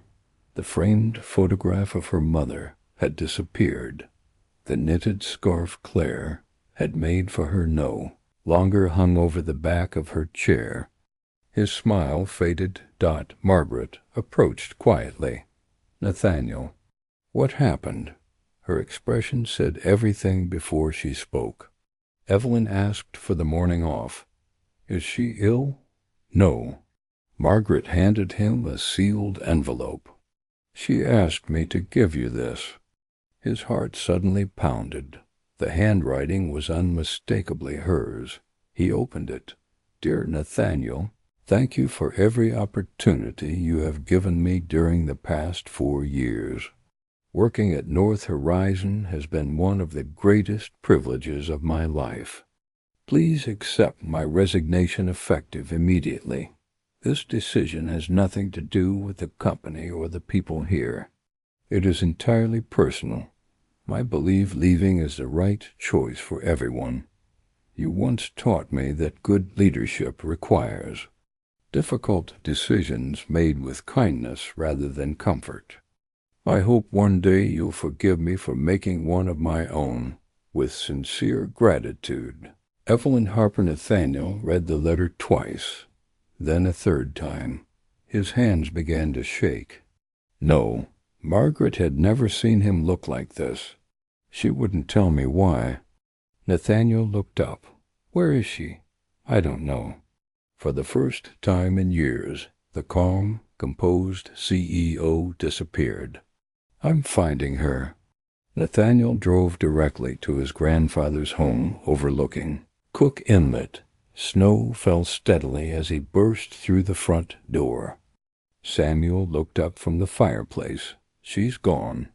Samuel's face tightened. What happened? Nathaniel handed him the resignation letter. The older man read silently before looking back at his grandson. This isn't about work. I know. I think. Samuel paused thoughtfully. Someone convinced her she was standing in the way of your happiness. Nathaniel stared. What? Samuel folded the letter carefully. Have you considered that she may believe you're in love with someone else? Nathaniel frowned. Why would she think that? Then, everything clicked. Victoria. The investment meetings. The strange change in Evelyn's behavior. The canceled dinner. Her sudden distance. Nathaniel closed his eyes. Oh, God. Samuel slowly nodded. You know, I think I do. Without another word, Nathaniel hurried toward the door. Where are you going? To fix the biggest mistake of my life. Back at North Horizon, Margaret was waiting. I've been thinking. Nathaniel looked up. What? The day Victoria visited. He froze. What about it? I remember seeing Evelyn carrying Victoria's portfolio into the conference room. Nathaniel's expression darkened. And there was an envelope inside. His pulse quickened. What kind of envelope? I didn't think anything of it until now. Margaret suddenly looked horrified. It mentioned an announcement. Nathaniel's heart sank. There was never any announcement. I know, Margaret whispered. I think someone wanted Evelyn to believe there was. Nathaniel didn't wait another second. He called Victoria immediately. She answered cheerfully. Nathaniel, what did you do? Silence. Then, I don't know what you mean. You manipulated Evelyn. I simply allowed her to reach her own conclusions. His voice became dangerously calm. You forged a personal announcement. I never forced her to read it. Nathaniel rarely raised his voice. This time he didn't need to. You used her kindness against her. Victoria finally abandoned the pretense. I loved you. No. Nathaniel answered quietly. You wanted to possess me. There's a difference. He ended the call. Margaret had never seen him look so heartbroken. Not angry. Heartbroken. Nathaniel searched. Everywhere. The women's shelter. Claire's apartment. Evelyn's favorite. Bookstore. The waterfront where she often walked after difficult days. Nothing. No one had seen her. Claire finally answered his call. Nathaniel, please. His voice cracked. I need your help. Claire had never heard him sound so vulnerable. What happened?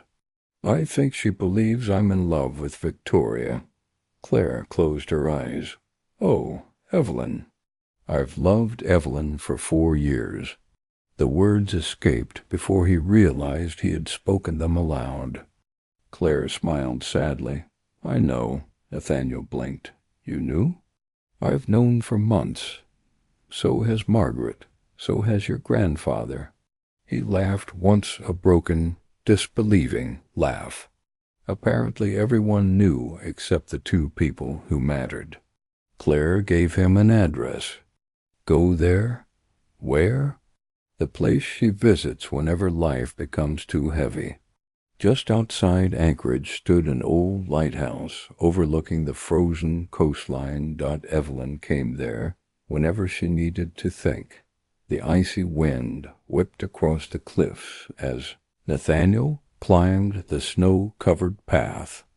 There she was, standing alone, looking out across the endless gray water. She heard footsteps, but didn't turn around. "I thought you might come." Nathaniel stopped several feet behind her. For a long moment, neither spoke. Only the wind, only the sea. Only 4 years of unspoken love standing between them. Finally, Evelyn whispered, "You don't have to explain."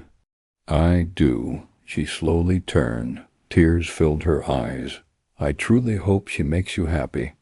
Nathaniel stared at her. "Who?" "Victoria." He looked at her in complete disbelief. "There has never been a Victoria." She frowned. "I saw." "You saw exactly what someone wanted you to see." Confusion replaced certainty. Nathaniel reached into his coat.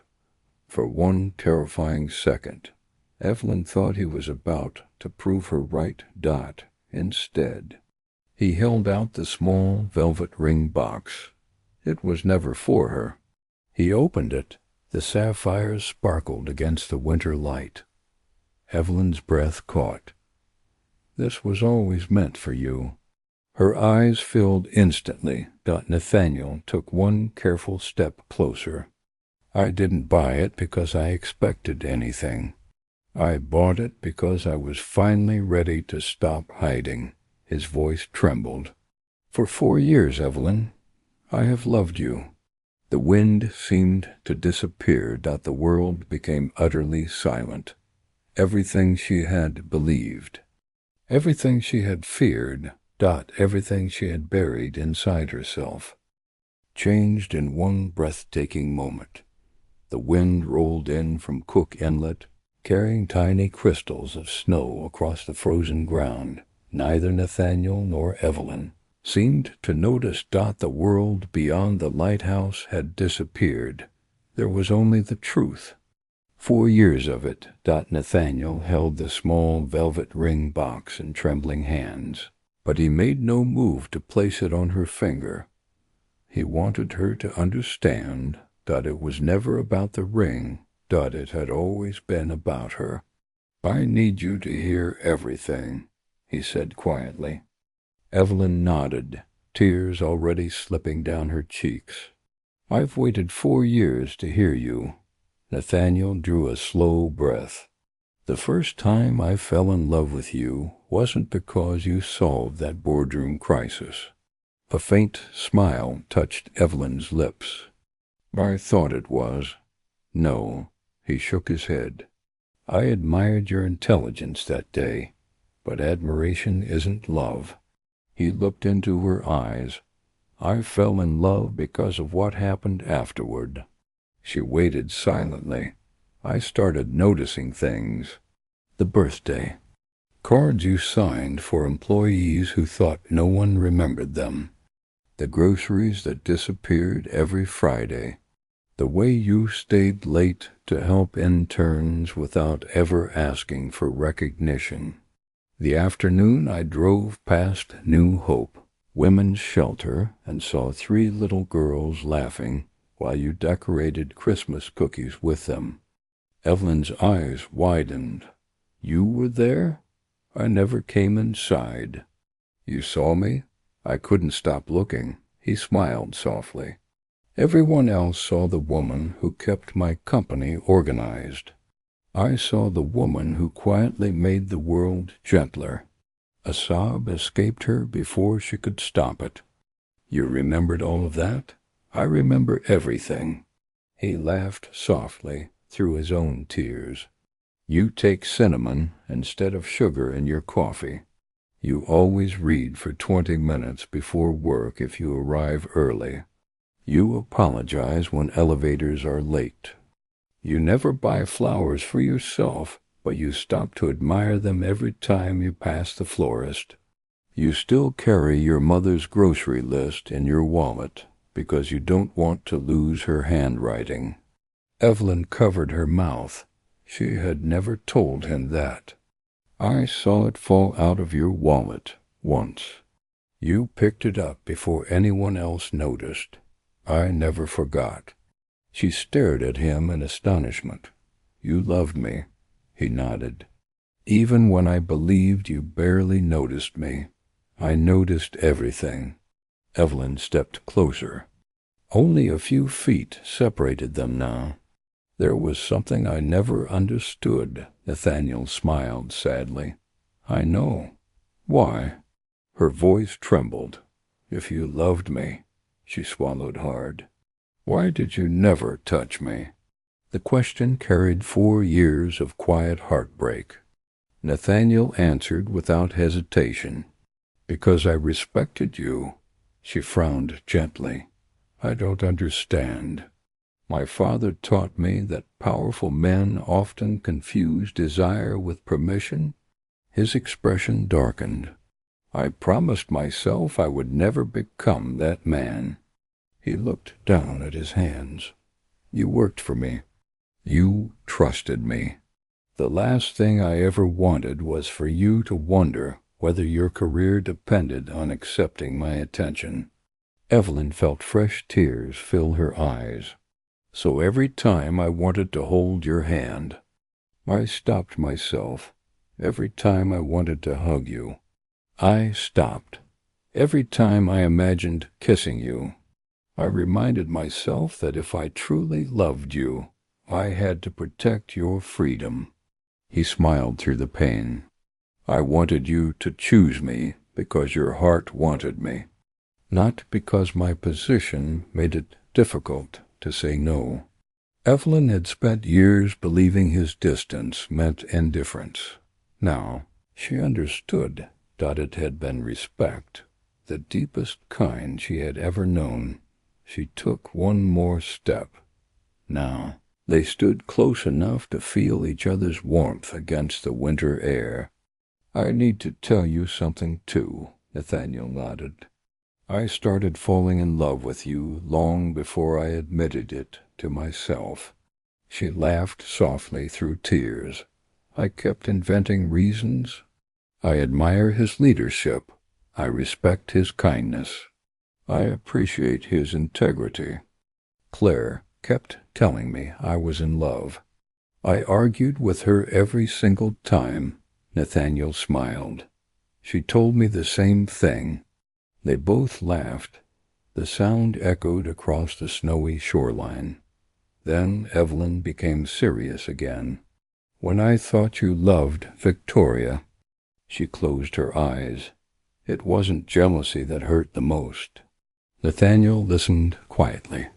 "It was believing I had imagined everything, that I had mistaken your kindness for something it never was." She looked directly into his eyes. "I don't think I've ever been more afraid."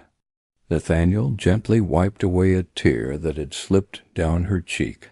His fingertips barely brushed her skin.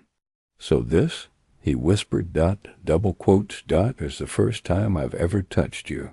She closed her eyes for a moment, leaning almost imperceptibly into his hand. "And it was worth waiting for." Nathaniel slowly lowered his hand. "I've dreamed about kissing you for 4 years." He smiled nervously. "But I'm still going to ask." She laughed softly. "You really are," he nodded, "Evelyn Harper." His voice was warm, steady, filled with hope. "May I kiss you?" She answered the way she had always answered the questions that mattered most, with complete honesty. "I've been waiting 4 years for you to ask." Nathaniel cupped her face with both hands. Every movement was slow, gentle, certain. He gave her every opportunity to step away.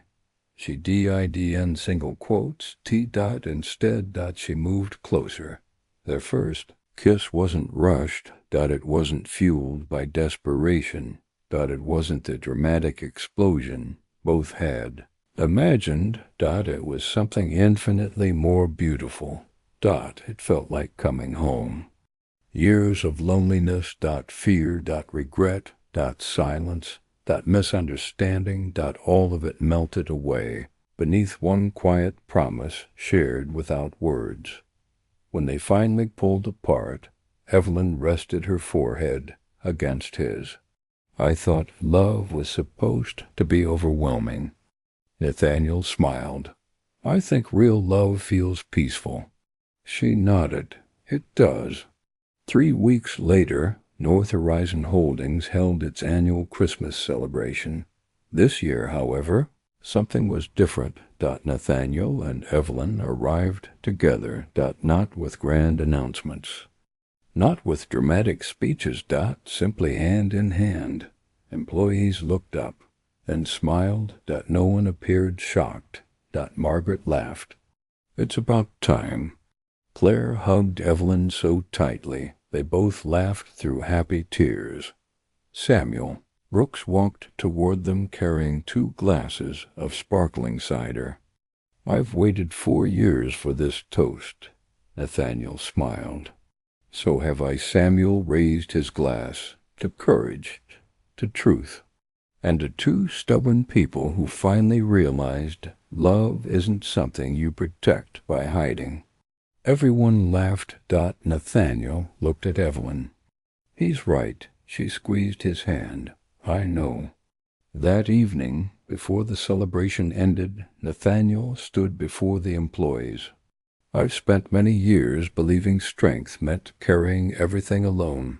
He looked toward Evelyn. I was wrong. The strongest thing I've ever done. He smiled. Was allowing someone to love me. The room erupted into warm applause.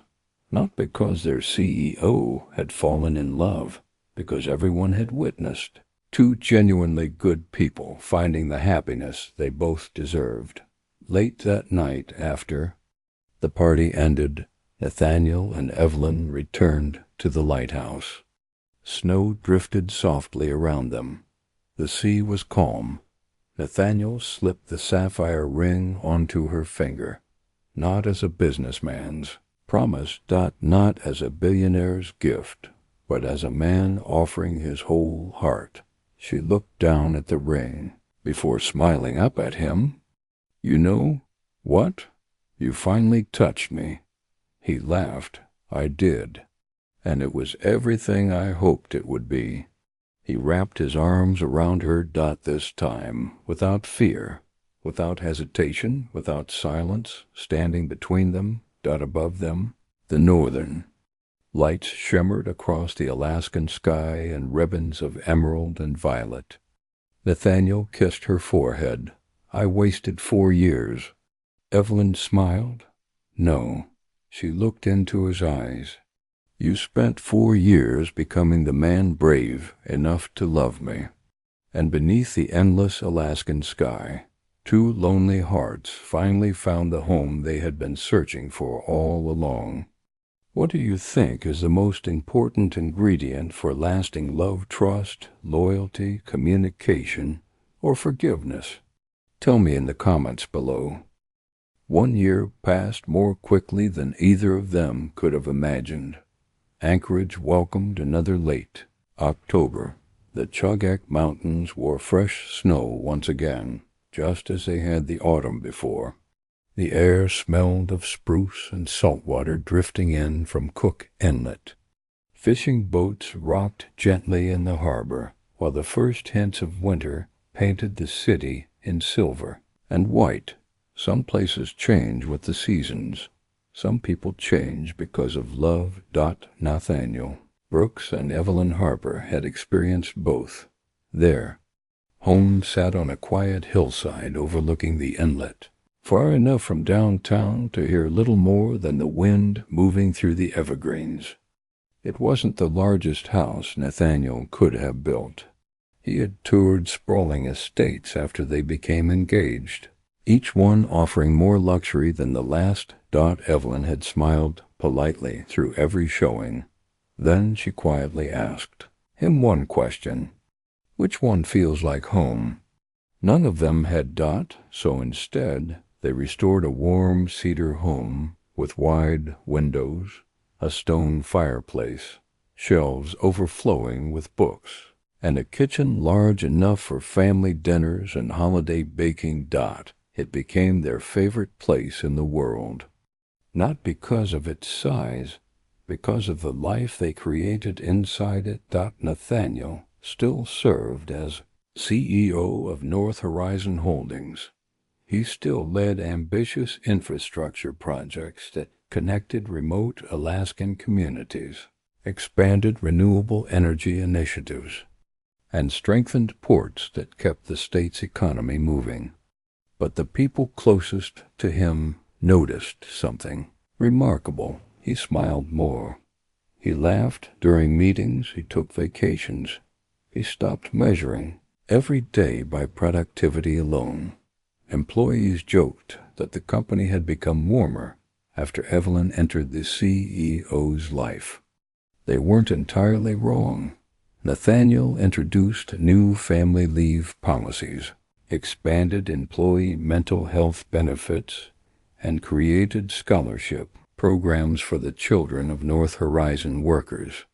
When board members questioned whether such investments would affect profits, Nathaniel answered with calm certainty, "If we build stronger people, they'll build stronger communities." The programs quickly proved successful.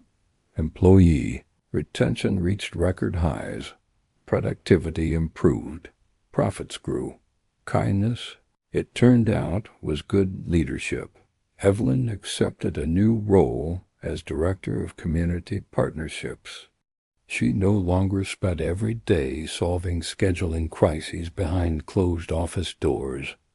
Instead, she worked directly with schools, shelters, hospitals, and nonprofit organizations across Alaska. She traveled to small towns that North Horizon supported, listening to community leaders and helping create partnerships that addressed local needs. For the first time in many years, her work reflected not only what she was good at, but also what she loved. The women's shelter where she had volunteered for years became one of North Horizon's largest charitable partners. When reporters praised her efforts, she always redirected attention to the volunteers. Nathaniel would smile every time. Some things never changed. She still believed everyone else deserved the credit. The difference now was that she no longer believed she deserved less. That December, the Brooks family gathered for Christmas in the restored cedar home. The dining table overflowed with roasted turkey, smoked salmon, homemade rolls, cranberry relish, and Evelyn's famous cinnamon bread. Claire arrived carrying desserts. Margaret came with her husband. Even several long-time employees stopped by 4. The open house celebration Nathaniel and Evelyn had begun as a new tradition. Samuel Brooks, now 71, stood beside the fireplace holding a mug of hot cider. He tapped his spoon gently against the glass. The room grew quiet. "I've built companies." He smiled. "I've built bridges. I've built a life I never imagined possible." He looked toward Nathaniel and Evelyn. "But the greatest thing I've ever witnessed wasn't built with steel or concrete." He raised his mug. "It was built with patience." Everyone smiled. Samuel continued, "Some people believe love arrives like lightning." He shook his head. "I think the strongest love is built quietly, in ordinary moments, in acts of respect, in choosing the same person over and over again." His eyes rested on his grandson. "You spent 4 years protecting her." Then he looked at Evelyn. "And you spent 4 years believing you weren't enough." He smiled warmly. "You were both wrong." Laughter and tears filled the room at the same time. Nathaniel reached for Evelyn's hand. Beneath the table, She squeezed it gently. She still loved that he reached for her. Even after a year, especially after a year. Late one winter evening, as snow fell softly outside their home, Evelyn stood on the back porch wrapped in Nathaniel's old, cedar-scented scarf, the same scarf he had placed around her shoulders the night everything began to change. Nathaniel stepped outside, carrying 2 mugs of hot chocolate. "You stole my scarf," she laughed. "I believe you gave it to me." "I never got it back. You never asked." "I suppose I hoped you'd keep it," she smiled. "I always will." He wrapped an arm around her shoulders. She leaned comfortably against him. For a few quiet moments, neither of them spoke. The silence no longer felt lonely. It felt complete. Then Evelyn gently placed his hand over hers. "I have something to tell you." Nathaniel's eyes searched hers. "What is it?" She smiled through happy tears. "I think our family is about to grow." For one heartbeat, he simply stared. Then understanding dawned. His eyes filled instantly. "Really?" She nodded. "We're having a baby." Nathaniel laughed a joyful, almost disbelieving laugh that echoed into the snowy night. He knelt instinctively, resting a gentle hand against her stomach. "Hello, little one." Evelyn wiped away tears. "You've already started talking to the baby?" "I've been waiting years for this conversation." She laughed and drew him back to his feet. He held her carefully, as though embracing the greatest miracle of his life, because, to him, he was. Several weeks later they returned to the lighthouse where Nathaniel had confessed everything. The coastline looked different beneath a clear winter sky. Yet one thing remained exactly the same.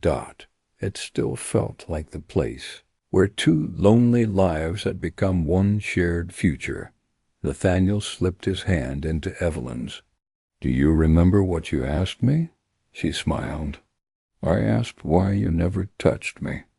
"And now?" She intertwined their fingers. "Now I understand." He kissed her forehead. "Love isn't proven by how quickly someone reaches for you. It's proven by how carefully they protect your heart when they finally do." Evelyn rested her head against his shoulder. "And by trusting that you're worthy of being loved." He smiled. "You always were." Some love stories begin with fireworks. Others begin with friendship. Some begin with a chance meeting.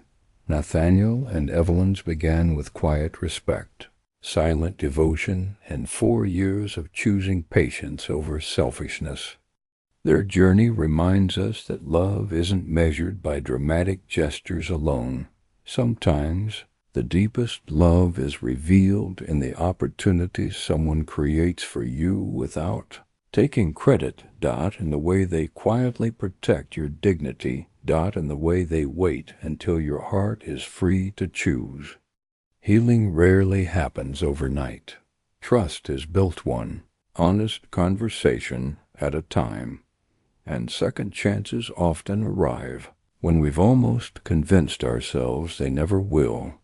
If you've ever wondered whether it's too late to find lasting love, whether your scars make you harder to love, whether your past has already written the ending of your story, remember Nathaniel and Evelyn, the woman who believed she wasn't enough. The man who believed he didn't deserve her. Both were wrong, because love doesn't ask whether you've lived a perfect life. It asks whether you're willing to open your heart one more time. Sometimes the greatest act of courage isn't falling in love. It's believing that someone could genuinely love you in return. And when 2 people finally choose trust over fear, home is no longer a place. It becomes a person. If this romance touched your heart, please like this video and subscribe for more unforgettable love stories filled with love, healing, redemption, and second chances. Every week, you'll discover cinematic romance journeys created to make you laugh, cry, hope, and believe that true love is always worth waiting for. Asterisk. What was your favorite moment in Nathaniel and Evelyn's journey, and do you believe soulmates truly exist? Share your thoughts in the comments below. We'd love to hear your story.